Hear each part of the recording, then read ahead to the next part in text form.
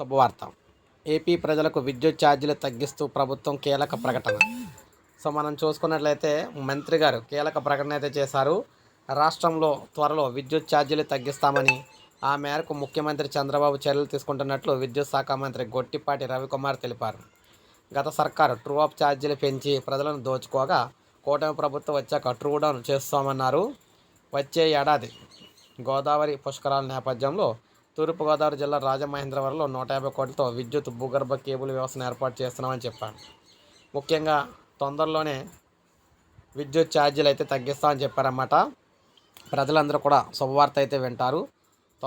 త్వరలోనే విద్యుత్ ఛార్జీలు తగ్గిస్తున్నాం అని చెప్పేసి అధికారికంగా ప్రెస్ మీట్ అయితే పెట్టి చెప్పడం జరిగింది. సో దీంతో రాష్ట్ర వ్యాప్తంగా విద్యుత్ వినియోగదారులు ఎవరైతే ఉన్నారో వారందరికీ గుడ్ న్యూస్ అని చెప్పుకోవచ్చు. విద్యుత్ ఛార్జీలు అయితే తగ్గిపోతూ ఉన్నాయి. సో ఇది మనకు తాజా సమాచారం. ఒక లైక్ చేయండి, సబ్స్క్రైబ్ చేసుకోకపోతే మన ఛానల్ సబ్స్క్రైబ్ చేసుకొని ఫాలో అవుతానండి.